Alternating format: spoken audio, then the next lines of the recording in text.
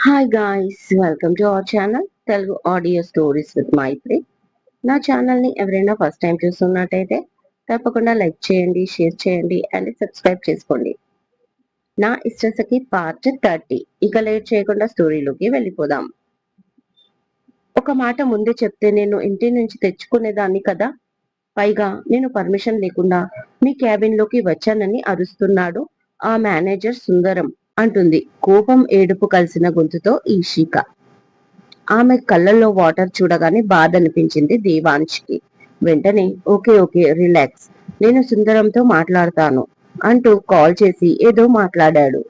ఒక నిమిషం తర్వాత మేనేజర్ సుందరం వచ్చాడు. సారీ సార్, మీరు ముందుగా చెప్పలేదు కదా, అందుకే ఏం జాబు ఏ లెటర్ అని అడిగాను అంటూ సారీ మేడం అని అప్పటికప్పుడు ఆమె పేరు పైన రెడీ చేసిన జాయినింగ్ లెటర్ ఈషిక చేతికి అందించాడు. వెంటనే ఈషిక కోపంగా దేవాంశు ముందు పెడుతుంది. ఇద్దరిని వింతగా చూస్తాడు సుందరం. అది గమనించిన దేవాంశ్, ఇవాళ నుంచి తనకి ట్రావెలింగ్ కి కార్ ప్రొవైడ్ చేయండి అని మేనేజర్ కి చెప్పి నెక్స్ట్ మీ అకౌంట్ వివరాలు టుమారో మేనేజర్ గారికి ఇవ్వండి, మిగతా విషయాలు ఆయన చూసుకుంటాడు అంటాడు దేవాంశ్. దాంతో ఓకే అంటుంది ఇషిక. ఇక వెళ్ళిపోతాడు మేనేజర్ సుందరం అక్కడి నుంచి కూడా. సో ఎప్పటి నుంచి జాయిన్ అవుతున్నారు అని అడుగుతాడు తన చైర్లో రిలాక్స్ గా వెనక్కి వాలిన దేవాంశ్. ఏ రోజైతే నేను తల పగలగొట్టుకోవడానికి ఇవాళ నుంచే జాయిన్ అవుతాను, నా డిపార్ట్మెంట్ ఏదో మెన్షన్ చేయండి అంటుంది ఎటో చూస్తూ ఈషిక. ఇదే డిపార్ట్మెంట్, నీ పోస్ట్ నా పిఏ, అక్కడున్న షెడ్యూల్ ఫైల్ ఉంది, నా డైలీ రొటీన్ చదివి వినిపించు, రాగానే చేయాల్సిన పని, ఇప్పటికే చాలా లేట్ అయింది అంటాడు దేవాంశ్. ఆ మాట విని అదిరిపడుతుంది ఈషిక. రూమ్ డెకరేషన్ చేసుకున్నాడు వైభవ్. ఆ రోజు ఆఫ్టర్నూన్ టెంపుల్లో పెళ్లి జరిగింది వాళ్ళకి. చాలా సింపుల్ గా అంజలి మెడలో పసుపు తాడు కడతాడు. ముందుగానే తెచ్చిన నల్ల పూసల చైన్ తనకి వేసి కాళ్ళకి మెట్టెలు పెట్టాడు. దండలు మార్చుకున్నాడు. పెళ్లికి ఎవరు లేకపోయినా తము మాత్రం చాలా హ్యాపీగా ఉన్నారు. అంజలి, వైభవ్ అనుకున్నది సాధించారు.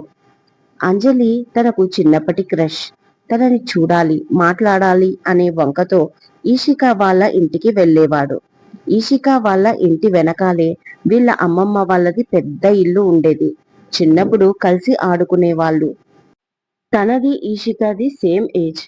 10th క్లాస్ తర్వాత అతను పై చదువుల కోసం వేరే స్టేట్ వెళ్ళిపోయాడు. అయినా ఈషిక టచ్ లో ఉండేది. ఈషికతో మాట్లాడుతూ అంజలి గురించి తెలుసుకునేవాడు వైభవ్. అంజలి అంటే ఎంత ఇష్టం అంటే కనం కాలేజ్ లో కూడా ఎవరిని గర్ల్ ఫ్రెండ్ లాగా చూడలేదు. అతనికి ఎవరైనా ప్రపోజ్ చేస్తే ఐఎమ్ ఆల్రెడీ కమిటెడ్, నా స్టేటస్ సింగిల్ కాదు అని చెప్పుకునేవాడు. ఏదో ఫ్రెండ్స్ తో కలిసి సరదాగా ఎవరినైనా ఫ్లర్ట్ చేశాడేమో కానీ సీరియస్ గా ఎప్పుడు ఎవరిని ఇప్పటి వరకు చూడలేదు. అలా ఏ అమ్మాయిని టచ్ కూడా చేసింది లేదు. అంత ఇష్టం అంజలి అంటే. చిన్నప్పుడు చాలా ఇన్నోసెంట్ గా ఉండేది. ఎవరితో కలిసేది కాదు, చెరవగా మాట్లాడుకునేది కాదు. పోనీ ఎవరైనా మాట్లాడుకుంటే చీదరించుకునేది. అసలు ఫ్రీగా ఉండేది కాదు, ముభావంగా ఉండేది. ఈషిక తను చాలా చిన్న పిల్ల, ఏమనుకోకు అని సర్ది చెప్పేది. బట్ అతను ఇండియా వచ్చాక అంజలిని కలవడానికి ఒకసారి ఇషిక ఇంటికి వచ్చాడు. అన్ని వివరాలు అడుగుతూ అంజలి పిక్ చూసి షాక్ అయిపోయాడు వైభవ్. తను చాలా అందంగా తయారైంది, ప్లస్ పూర్తిగా మారిపోయింది. ఒక పక్క చదువుకుంటూనే మరో పక్క మోడల్ గా కెరీర్ స్టార్ట్ చేసేసింది. ఒక క్లాత్ షోరూమ్ కి మోడల్ గా జాయిన్ కూడా అయ్యింది అని తెలిసి అక్కడికి తనని కలవడానికి వెళ్ళేవాడు. ఒకసారి పెళ్లి కూతురు శారీలో ముస్తాబైన అంజలి చాలా అందంగా కనిపించింది. రకరకాల పోస్ పెడుతూ కెమెరామ్యాన్ కి స్టిల్స్ ఇస్తుంది. తన కోసం వచ్చిన అతను వైభవ్ అని తెలుసుకొని వచ్చి చాలా ఫ్రీగా మాట్లాడింది. చిన్నప్పటిలా కోపం చీదరింపులు అసలు లేవు. చాలా మెచ్యూరిటీగా తెలివిగా స్టైల్ గా బిహేవ్ చేసింది. తన అందానికి తన మాటలకి మరొకసారి పడిపోయాడు వైభవ్, ఆమెకి ఫిదా అయిపోతూ. తను పెద్దయ్యాక డైరెక్ట్ గా చూసిన ఆ రూపాన్ని కూడా మర్చిపోలేకపోయాడు వైభవ్. ఎన్నో రాత్రులు ఆ రూపాన్ని తలుచుకుంటూ పడుకున్నాడు. ఏదో ఒక రోజు అలాంటి శారీలో తనకు అంజలి ఎదురు వస్తుందని కలలు కంటూ ఫైనల్లీ ఇవాళ తన డ్రీమ్ నిజమయ్యింది. అందుకే ఫస్ట్ నైట్ కి సేమ్ అలాంటి శారీనే తన కోసమే స్పెషల్ గా తీసుకున్న జ్యువెలరీ ఇచ్చి లోపలికి పంపించాడు రెడీ అవ్వడానికి. ఆమె వచ్చే లోపల బయట మొత్తం పూలతో అలంకరిస్తున్నాడు వైభవ్. ఆ చీర ఆ నగలతో తను ఎలా కనిపిస్తుందో ఊహించుకుంటూ. అప్పుడే డోర్ శబ్దం రావడంతో అటుగా చూసిన వైభవ్ ఆశ్చర్యపోయాడు. ఆఫ్ వైట్ శారీకి గ్రీన్ కలర్ బార్డర్ నేసిన చీర కట్టుకొని వస్తుంది అనుకున్న Anjali same off white short frock లో దర్శనమిచ్చింది. ఇంకా ఫుల్ గా హెవీ మేకప్ తో పెదాలకు రెడ్ కలర్ లిప్స్టిక్ వేసుకొని నడిచి వచ్చింది. మార్నింగ్ తను వేసిన పసుపు తాడు కానీ, కాళ్ళకి మెట్టెలు కానీ, నల్లపూసల చైన్ కానీ లేవు. అసలు తను ఏ యాంగిల్లో పెళ్లి కూతుర్లా లేదు. ఇదేంట్రా ఇలా తయారయ్యావు అని అడిగాడు ఆశ్చర్యంగా చూస్తూ వైభవ్. యా బాగుంది కదా, ఇది మన ఫస్ట్ నైట్ కానీ ఎంతో కష్టపడి డిజైనింగ్ చేయించుకున్న అవుట్ఫిట్. ఎలా ఉంది, నైస్ కదా, చూడు నా ఫిగర్ కి ఎలా అతుక్కుపోయి కనిపిస్తుందో. నేను ఇంకాస్త అందంగా కనిపిస్తున్నాను ఈ కాస్ట్యూమ్ లో అంటూ మిర్రర్ లో చూసుకుంటుంది అంజలి. అతను సైలెంట్ గా అలాగే నిలబడిపోయేసరికి వెనక్కి తిరిగి అతని ఎక్స్ప్రెషన్స్ కనిపెట్టిన దానిలాగా, ఐఎమ్ సో సారీ వైభవ్, నాకు శారీ వేర్ చేయడం రాదు అండ్ ఆ జ్యువెలరీని కూడా హెవీగా ఉండేసరికి నేను క్యారీ చెయ్యలేను అండ్ సేమ్ టైం నీకు గుచ్చుకుంటాయి కదా అంటుంది అంజలి వైభవ్ దగ్గరికి వచ్చి అమాయకంగా చెప్తూ. అనగలిగాడు అంతే. కొంచెం మూడాఫ్ అయిపోయాడు వైభవ్. ఎందుకంత డల్ గా మారిపోయావు? డ్రెస్ ఏదైనా నాకు కావాల్సింది నువ్వు, నీకు కావాల్సింది నేను అంటుంది క్యూట్ గా అంజలి. ఇక అంతే నవ్వేశాడు వైభవ్. వెంటనే తనని హక్ చేసుకున్నాడు. అదైతే నిజమే, ఎనీవేస్ నేను చాలా హ్యాపీగా ఉన్నాను. ఇంకా మనల్ని లైఫ్ లో ఎవ్వరూ విడదీయలేరు అన్నాడు వైభవ్. అవును నిజం, మనల్ని ఇక పైన ఎవరూ విడదీయలేరు, ఎప్పటికీ మనం ఇలాగే ఉందాం అంటూ గట్టిగా హక్ చేసుకుంది అంజలి కూడా హ్యాపీగా. ఆ రిసార్ట్ లో వాళ్ళు బుక్ చేసుకున్న కాటేజీలో వాళ్ళు ఎంతో ఆనందంగా ఉన్నారు. కానీ అదే రిసార్ట్ లో వాళ్ళ కోసం ఎంక్వైరీ జరుగుతుందని పాపం ఆ క్షణం వాళ్ళకి తెలియదు. మొత్తానికి పర్సనల్ సెక్రటరీ పోస్టులో కూర్చోబెట్టాడు ఈషికాని. పాపం ఇక్కడ కూడా కాంప్రమైజ్ అయిపోయింది ఆమె. అతను ఇచ్చిన ఫైల్స్ చెక్ చేస్తూ కూర్చుంది ల్యాప్టాప్ ముందు. అప్పుడే I love you, I love you, I love you అని సౌండ్ రాగానే స్పీడ్ గా దేవాంశ్ టేబుల్ దగ్గరికి వచ్చేసి, సార్ మీకు మీటింగ్ కి టైం అయింది అంటుంది ఇషిక. అని తననే చూస్తూ, మీరు ఐ లవ్ యూ అని ఎవరికి చెప్తున్నారు అని అడిగాడు దేవాంశ్. ఎక్స్క్యూజ్ మీ సార్, అర్థం కాని ఎక్స్ప్రెషన్స్ పెట్టి దేవాంశిని చూస్తూ అంది ఈషిక. అదే ఐ లవ్ యూ అని ఇందాక వినిపించింది, ఎవరికి చెప్తున్నారు అని అడుగుతున్నాను అన్నాడు పెన్ చేతిలో పట్టుకొని అటు ఇటు ఊపుతూ దేవాంశ్.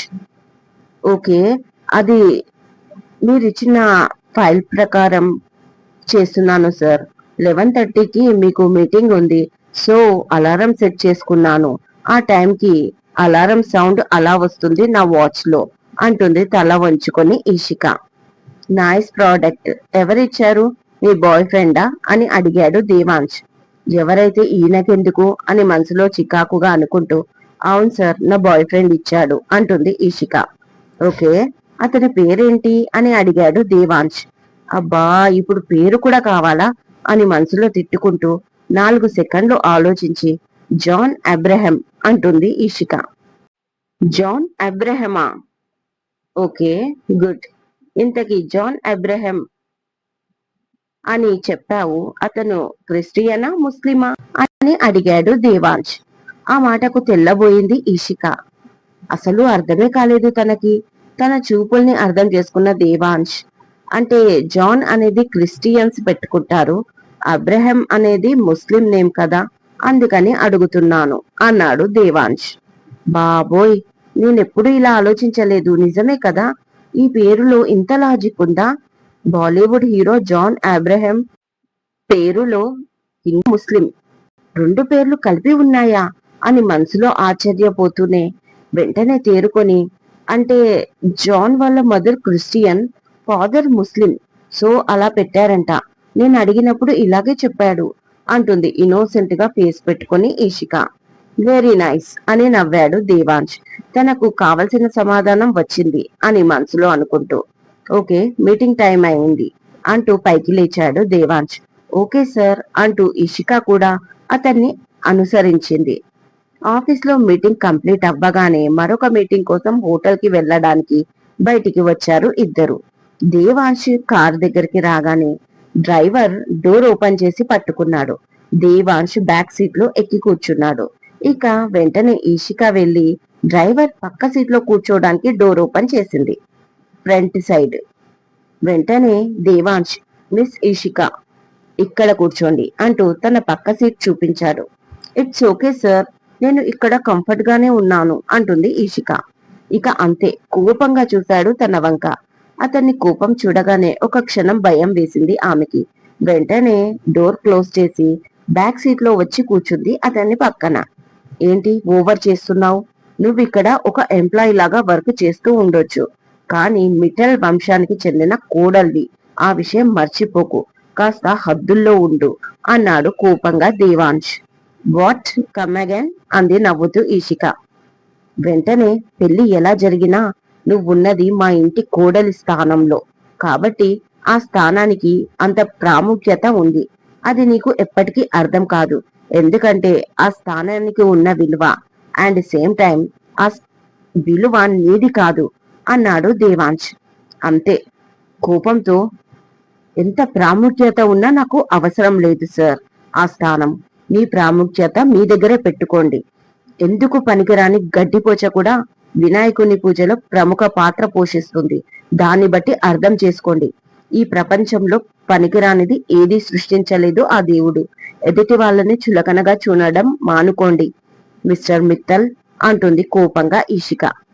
ఆమె మాటల్లో నిజాన్ని గ్రహిస్తూ సైలెంట్ గా చూస్తాడు ఆమెని. ఇష్టం లేకుండా బలవంతంగా తీసుకొచ్చి తన అవసరం కోసం ఇంట్లో పెట్టుకోవడమే కాక ఆమెని ఇన్సల్ట్ చేసి మాట్లాడడం కూడా తన తప్పే అని రియలైజ్ అయ్యాడు ఒక క్షణం దేవాంశ్. అంతలోనే ఈషిక, ఎలా మానేస్తారు మీరు? బై బర్త్ డబ్బులో పుట్టి పెరిగారు కదా, ఎదుటి వాళ్ళ విలువ మీకేం తెలుస్తుంది? అతను మీ డ్రైవర్ అయి ఉండొచ్చు, మీ దగ్గర చిన్న జాబ్ చేస్తూ ఉండొచ్చు, కానీ అతని విలువ వాళ్ళ ఫ్యామిలీకి తెలుస్తుంది. అతను వాళ్ళ తల్లిదండ్రులకు ఒక ఆశ, అతని భార్యకి ఒక ధైర్యం, అతని పిల్లలకి అతను ఒక హీరో. అలాగే ఎవరి విలువ వాళ్ళకు ఉంటుంది. అయినా నా పిచ్చి కానీ సూటు బోటు వేసుకున్న మీలాంటి కరెన్సీ నోట్ కి ఎలా తెలుస్తుంది? అయినా అంత విలువ లేనప్పుడు నన్ను మీ ఇంట్లో ఎందుకు పెట్టుకున్నారు? వదిలేయొచ్చు కదా అంటుంది ఈషిక. తన సంభాషణ చాలా మెల్లిగా సాగుతుంది. డ్రైవర్ వినకుండా. అలా వదిలేయాలంటే నీ చెల్లెలు ఎక్కడుందో నాకు తెలియాలి, చెప్తావా ఎక్కడుందో అని అంతే కోపంగా అడిగాడు దేవాంశ్ కూడా. ఇదండి ఇవాళటి ఎపిసోడ్. ఈ ఎపిసోడ్ మీకు నచ్చినట్టు అయితే నాకు కామెంట్ లో చెప్పండి. అలాగే లైక్ చేయండి, షేర్ చేయండి, హైప్ ఇవ్వండి, సబ్స్క్రైబ్ చేసుకోండి నా ఛానల్ ని. మరొక మంచి ఎపిసోడ్ తో మీ ముందు ఉంటాను. మైత్రి.